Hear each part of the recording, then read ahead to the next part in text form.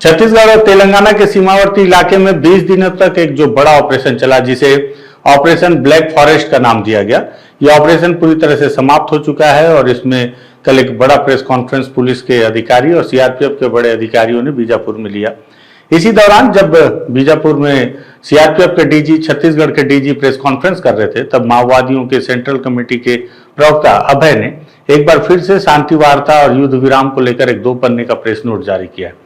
चूंकि मामला अभी काफी संवेदनशील बना हुआ है और मामला ऐसा बना हुआ है कि दोनों तरफ से सरकार काफी मजबूत स्थिति में है, माओवादी काफी कमजोर स्थिति में है, और ऐसे में माओवादी भी चाहते हैं कि शांति वार्ता हो जाए। तो उसमें हम सोचते हैं कि दोनों तरफ की बातें हम अपने इस पटल पर, बस्तर टॉकीज के पटल पर रखें कि सरकार क्या बोल रही है शांति वार्ता को लेकर और माओवादी क्या बोल रहे हैं, और साथ ही साथ क्या परिस्थिति है। तो मुझे लगता है उस पर भी बातचीत होनी चाहिए। नमस्कार, मैं विकास तिवारी हूं, आप बस्तर टॉकीज देख रहे हैं।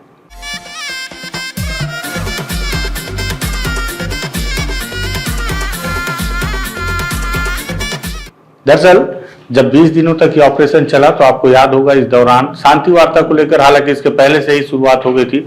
सबसे पहले अभय का एक तेलुगु में प्रेस नोट आया जिसमें शांति वार्ता का जिक्र था, और उसके बाद फिर रुपेश का 2 पत्र आया जिसमें शांति वार्ता को लेकर बातचीत की गई थी, और एक बार फिर से अभय की तरफ से फिर से एक शांति वार्ता को लेकर प्रेस नोट आया है। और उन्होंने बहुत ही सम्मानित तरीके से प्रधानमंत्री नरेंद्र मोदी, केंद्रीय गृह मंत्री अमित शाह और छत्तीसगढ़ के गृह मंत्री विजय शर्मा का नाम काफी सम्मानजनक तरीके से लेते हुए उन्होंने अपनी बात कही है और सवाल भी पूछा है शांति वार्ता को लेकर, साथ ही साथ कुछ चिंता भी जाहिर की है।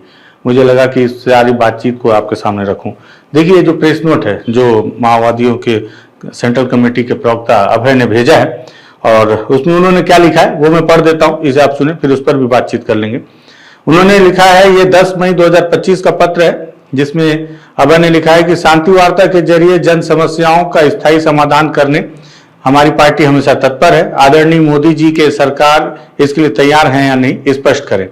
ऑपरेशन कगार पर रोक लगाने एवं जन समस्याओं का स्थायी समाधान के लिए शांति वार्ता करने सरकार तैयार हो, इसके लिए प्रयास करें। देशवासियों, जनवादी प्रेमियों एवं अंतर्राष्ट्रीय क्रांतिकारी व जनवादी शक्तियों से हमारी पार्टी की अपील है। ये माओवादियों की तरफ से कहा गया है, हमारी मतलब माओवादियों की।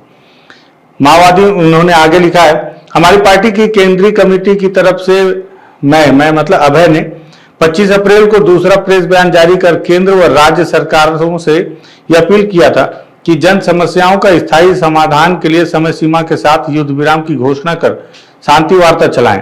इस पर तेलंगाना राज्य सरकार ने तुरंत सकारात्मक प्रतिक्रिया देना सराहनीय है, लेकिन केंद्र व छत्तीसगढ़ सरकार से जो प्रतिक्रिया आई वह चिंताजनक है।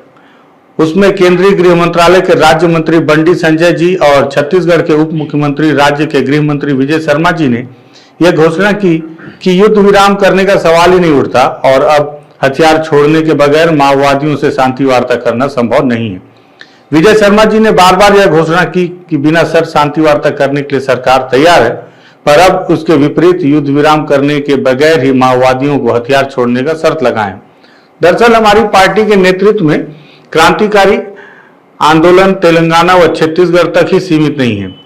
देश भर में लगभग 16 राज्यों में हमारी पार्टी कार्यरत है, इसलिए शांति वार्ता के मामले में केंद्रीय गृह मंत्री आदरणीय अमित शाह की प्रतिक्रिया आना चाहिए। उनकी प्रतिक्रिया से ही स्पष्टता आएगी।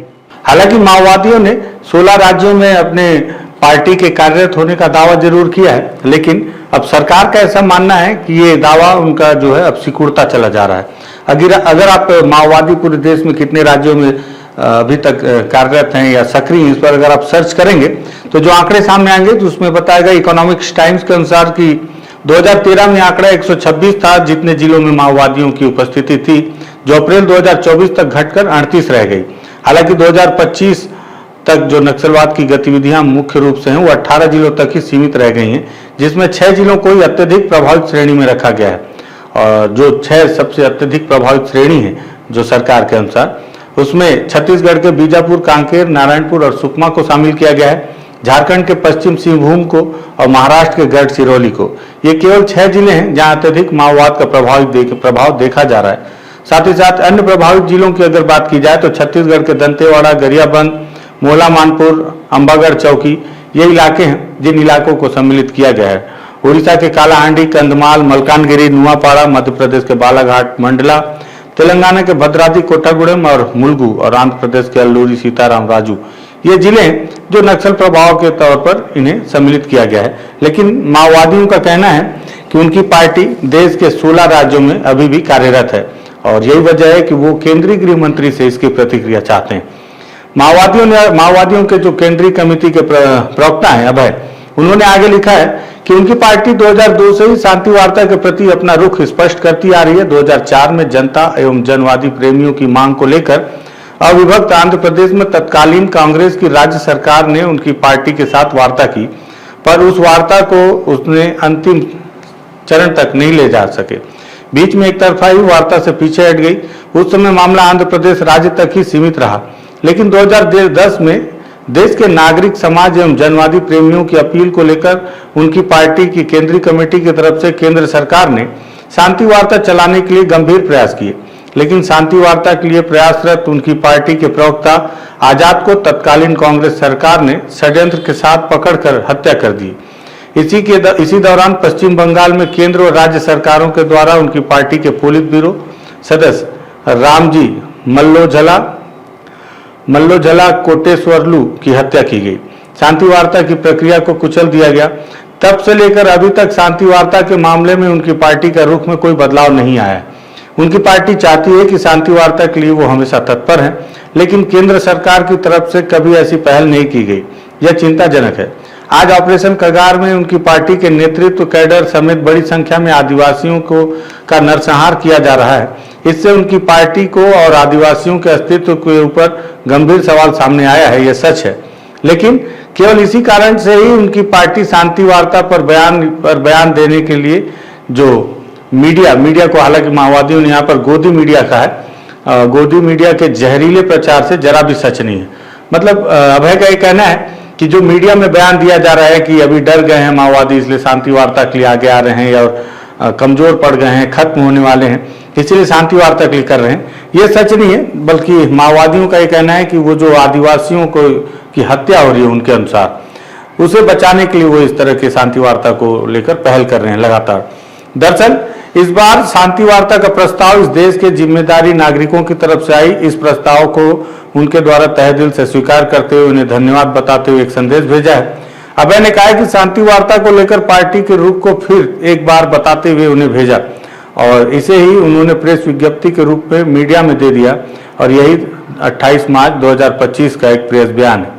तेलंगाना में विशेषकर कई वामपंथी पार्टियों, जन संगठनों, जनवादी प्रेमियों, शांति प्रेमियों एवं सभाओं के द्वारा सभाओं, बैठकों एवं संगोष्ठियों के जरिए शांति वार्ता के लिए अनुकूल वातावरण बनाने के लिए कई प्रयास किए जा रहे हैं। लेकिन उन पर अर्बन नक्सल का ठप्पा लगाया जा रहा है, यह सही नहीं है। चूंकि शांति वार्ता के बारे में तेलंगाना सरकार, तेलंगाना अविभक्त आंध्र प्रदेश का में एक हिस्सा होने की वजह से भली भांति जानती, इसलिए वो तुरंत शांति वार्ता का प्रस्ताव पर सकारात्मक प्रतिक्रिया दी। मुख्यमंत्री आदरणीय रेवंत रेड्डी जी ने केंद्र सरकार से अपील भी की कि युद्ध विराम घोषित कर माओवादियों से शांति वार्ता की जाए। संयोगवश उसी समय में आयोजित भारत राष्ट्र समिति BRS के राष्ट्रीय उत्सव वर्षगांठ समारोह में शामिल लाखों जनता ने से उस समय पार्टी के मुखिया आदरणीय के चंद्रशेखर राव KCR जी ने भी यह सवाल पूछा कि केंद्र सरकार माओवादियों से शांति वार्ता करना चाहिए या नहीं। इसके जवाब में जनता ने एक सुर में माओवादियों से वार्ता करने का नारा दिया। आज देश में लाखों जनता इस शांति वार्ता के पक्षधर है। अंतर्राष्ट्रीय स्तर पर कई देशों में विभिन्न माओवादी पार्टियों एवं जनवादी संगठनों समेत मजदूरों, किसानों एवं मध्यम वर्ग की जनता भी हमारे देश में माओवादियों से मोदी सरकार शांति वार्ता करने की मांग कर रही है। ऐसी पृष्ठभूमि में ही अंतर्राष्ट्रीय स्तर पर कई देशों में विभिन्न माओवादी पार्टियों एवं जनवादी संगठनों समेत मजदूरों, किसानों एवं मध्यम वर्ग की जनता भी हमारे देश में माओवादियों से मोदी सरकार के द्वारा शांति वार्ता करने की मांग कर रही है। ऐसी पृष्ठभूमि में ही अभय ने 25 अप्रैल का दूसरा बयान जारी किया है। शांति वार्ता को लेकर उनकी तरफ से जारी किए गए बयानों को उनकी पार्टी की कमजोरी के रूप में मीडिया में जो जहरीला प्रचार किया जा रहा है, उससे उस मीडिया की कॉर्पोरेट चरित्र का फिर से एक बार पर्दाफाश हुआ है। ये आरोप लगाया है अभय ने एक बार फिर से पूरी मीडिया पर। मेरा दूसरा बयान मतलब कि अभय का दूसरा जो बयान है उस पर प्रतिक्रिया देते हुए बंडी संजय जी व विजय शर्मा जी द्वारा जो प्रतिक्रिया आई है वो चिंताजनक है। उसमें थोड़ा सा भी सच नहीं है। जग जाहिर है कि राज्य हिंसा के प्रति एक प्रतिक्रिया के रूप में ही उनकी पार्टी ने सशस्त्र संघर्ष पर उतरी है। खुद सरकार ही कानून का उल्लंघन करते हुए माओवादियों एवं आदिवासी जनता को सैकड़ों की संख्या में नरसंहार की है और कर रही है। 7 मई को कर्रेगुट्टा पहाड़ी में सरकारी सशस्त्र बलों द्वारा की गई पाशविक हत्याकांड, बीते दिनों जो कर्रेगुट्टा की जो मुठभेड़ हुआ जिसमें 7 मई को 22 माओवादी मारे गए, जिसकी जानकारी पुलिस ने कल अपने प्रेस कॉन्फ्रेंस में दिया था, उसे माओवादियों ने पाशविक हत्याकांड का नाम दिया है और उन्होंने इस बात को स्वीकार किया है कि उसमें उनके 22 माओवादी साथी मारे गए हैं। इससे कर्रेगुट्टा ऑपरेशन में उनके जो साथियों की संख्या, मारे गए साथियों की संख्या 28 हो गई है। एक तरफ शांति वार्ता की प्रक्रिया चलने के दौरान ही इस तरह के हत्याकांड को अंजाम देना बेहद निंदनीय है। वह उनके द्वारा देशवासियों व जनवादी प्रेमियों से यह अपील किया जा रहा है कि इस हत्याकांड की भर्त्सना करें। दरअसल बंदूक पकड़ने वालों को गोली मारकर हत्या करने का अधिकार सरकार को कोई कानून नहीं दिया है।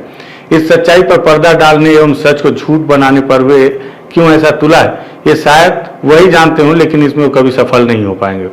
अब माओवादियों के जो केंद्रीय कमेटी के प्रवक्ता हैं, अब उन्होंने आगे लिखा है कि अब वो हथियार छोड़कर समाज की मुख्य धारा में आने वाले मामले पर आएंगे। इस विषय पर उनकी पार्टी में कोई भी एक व्यक्ति निर्णय नहीं ले सकता। उनकी पार्टी जनवादी तरीके से काम करती है। ऑपरेशन कगार में 7 लाख से अधिक पुलिस, अर्धसैनिक बल व कमांडो बल उनके आंदोलन के इलाके को घेराबंदी करने की स्थिति में है। कोई बैठक आयोजित करने का उन्हें मौका नहीं मिल रहा। ऐसे मुख्य निर्णय लेने के लिए कम से कम सेंट्रल कमेटी के कोर बैठक होना आवश्यक है। इसलिए समय सीमा के साथ युद्ध विराम करने का प्रस्ताव अभय ने दिया है और वो ये भी बताना चाह रहे हैं कि जनता या उनकी पार्टी के कैडरों को अब कोई भी सुरक्षा नहीं है। ऐसी परिस्थिति में हथियार छोड़कर सरकार से वार्ता करना असंभव है। इसलिए दोनों तरफ से युद्ध विराम की घोषणा की जाए। जब उनकी पार्टी के सेंट्रल कमेटी के कोर नेतृत्व की बैठक होगी तब चर्चा कर तमाम विषयों पर निर्णय लेने का अवसर मिल सकता है। केंद्र व राज्य सरकारों से उनका अनुरोध है कि इस मामले को समझते हुए समय सीमा के साथ युद्ध विराम की घोषणा कर उनकी पार्टी के साथ शांति वार्ता पर सहमति जताई जाए। इस विषय को लेकर उनकी पार्टी के दंडकारण के उत्तर पश्चिम सब जोनल ब्यूरो के प्रभारी रुपेश ने भी प्रेस बयानों और पत्रों के जरिए छत्तीसगढ़ के उप मुख्यमंत्री विजय शर्मा जी को लिखा है। समय समय पर इसका ब्रीफिंग केंद्रीय गृह मंत्री अमित शाह जी ने भी किया गया है। फिर भी आदरणीय मोदी जी की सरकार ने हमारी पार्टी को, मतलब कि माओवादियों की पार्टी को किसी भी सूरत पर 31 मार्च 2026 तक उन्मूलन करने के लक्ष्य से ऑपरेशन कगार चलाया जा रहा है। लेकिन एक बार फिर उनके द्वारा यह स्पष्ट किया जा रहा है कि आदरणीय मोदी जी की सरकार इस लक्ष्य को कभी हासिल करना संभव नहीं है। मतलब अभी भी माओवादियों का यह दावा है कि उनकी पार्टी कभी 31 जो मार्च 2026 तक का जो तारीख तय की गई उस तक खत्म नहीं की जा सकती उनकी पार्टी को या माओवादी विचारधारा को। आदरणीय मोदी जी सरकार एवं गोदी मीडिया मिलकर ऐसा प्रचार कर रहे हैं कि युद्ध विराम करने से इस अवसर को माओवादियों ने फिर मजबूत होने के लिए इस्तेमाल करेंगे। इसमें कोई सच्चाई नहीं है। किसी भी देश में हो, सरकार की जन विरोधी नीतियों से ही क्रांतिकारियों को ताकत मिलता है। समाज में जमीन समस्या, भूखमरी, गरीबी, सामाजिक आर्थिक असमानताएं, बेरोजगारी, महिला सवाल, दलितों का सवाल, छुआछूत, जाति सवाल, राष्ट्रीयताओं का सवाल आदि मौलिक समस्याएं जब तक रहेंगी तब तक इसके लिए बुनियादी रहेगी। सरकार की नीतियां जन अनुकूल होने से क्रांतिकारियों को ताकत नहीं मिलेगी। उनकी पार्टी ने जो जन समस्याओं को सामने लाई उसे ईमानदारी से हल करने का रुख अपनाने से, शांति वार्ता चलाकर समस्याओं का सही समाधान ढूंढ निकालने से क्रांतिकारी इलाकों में राज्य हिंसा और उनके सशस्त्र संघर्ष के लिए कोई बुनियाद नहीं रहेगा। पर शांति वार्ता के जरिए समस्याओं का स्थायी समाधान के लिए आदरणीय मोदी जी सरकार तैयार है या नहीं, इसे स्पष्ट करना भी बाकी है। इस अवसर पर देशवासियों, क्रांतिकारी, प्रगतिशील, जनवादी प्रेमियों, पत्रकारों, सामाजिक संस्थाओं, कार्यकर्ताओं एवं आदिवासी हितैषियों एवं अंतर्राष्ट्रीय शक्तियों से उनकी अपील है कि ऑपरेशन कगार पर रोक लगाने एवं जन समस्याओं का स्थायी समाधान के लिए शांति वार्ता चलाने पर आदरणीय मोदी जी सरकार को राजी करने के लिए प्रयास करें। ये पत्र है सेंट्रल कमेटी के प्रवक्ता अभय का, जिसे उन्होंने 10 मई को जारी किया है। और इसके पहले ये 5वां पत्र है शांति वार्ता को लेकर, जो केंद्रीय कमेटी के द्वारा जारी किया गया है शांति वार्ता को लेकर। हालांकि जब छत्तीसगढ़ में बीजेपी की सरकार बनी थी तब से ही छत्तीसगढ़ के गृह मंत्री विजय शर्मा लगातार माओवादियों से शांति वार्ता को लेकर अपील करते आए। छत्तीसगढ़ के गृह मंत्री विजय शर्मा बार बार बोलते थे कि अगर आप सामने नहीं आ सकते तो आप मोबाइल से वीडियो कॉल से बात कर लीजिए, आप जिस भी माध्यम से तैयार होंगे हम बातचीत करने को तैयार हैं। हालांकि शांति वार्ता को लेकर इसके पहले कांग्रेस की सरकार में भी यह सुविधा दी गई थी कि आप चाहें तो शांति वार्ता कर सकते हैं। उस वक्त माओवादियों की तरफ से शांति वार्ता को लेकर कोई भी जवाब नहीं आया था। ये भी बात सच है कि 2024 के बाद से छत्तीसगढ़ के दंडकारण्य में माओवादियों के लिए समय काफी प्रतिकूल हो गया है और अब उनके लिए यहाँ पर अपने आप को फिर से स्टेब्लिश कर पाना या अपने आंदोलन को चलाना काफी मुश्किलों भरा कदम है। जिस तरह से देखा जा रहा है कि जिस तरह से उन्हें बड़ा नुकसान हो रहा है और अब कर्रे गुट्टा का जो आंदोलन है वो महत्वपूर्ण इसलिए है क्योंकि दंडकारण्य में कर्रे गुट्टा एकमात्र ऐसा इलाका माना जाता है जहां माओवादी बड़े आराम से अपना बेस कैंप तैयार करके रखे थे, जिसकी तस्वीरें कल सामने आई कि किस तरह से बड़े बड़े लेथ मशीन और बड़ी बड़ी फैक्ट्रियां उनके द्वारा हथियार बनाने की फैक्ट्रियां संचालित की जा रही थी। बड़े से आशय मेरा ऐसा नहीं कि आप सोच रहे होंगे कि जो बड़े बड़े कल कारखाने आप देखते हैं, बड़ी फैक्ट्रियां हैं, इससे मेरा मतलब ये है कि उन जंगलों में उतने बड़े लेथ मशीन को चलाना ही बहुत बड़ी कारखाने और फैक्ट्री से उसकी तुलना की जा सकती है। वो संचालित किया जा रहा था, लेकिन अब वो माहौल भी कर्रे गुट्टा की पहाड़ियों से छिन गया है माओवादियों के हाथ से, वो इलाका भी। ऐसे में माओवादियों की तरफ से लगातार ये प्रयास किया जा रहा है कि सरकार शांति वार्ता को लेकर बातचीत करे, लेकिन गृह मंत्री विजय शर्मा जो छत्तीसगढ़ में उनकी सरकार बनने के शुरुआत में जो बयान देते थे, कुछ समय पहले से ठीक उनके बयान में पूरी तरह से बदलाव आया है। इसका जिक्र माओवादियों ने अपने पर्चे में किया है और बीते दिनों गृह मंत्री विजय शर्मा जी ने यह भी कहा था कि बंदूक का जवाब तो बंदूक से ही दिया जाएगा। साथ ही साथ उन्होंने कहा शांति वार्ता तभी संभव है जब आप हथियार लेकर सामने आए, हथियार रख कर सामने आए, सॉरी।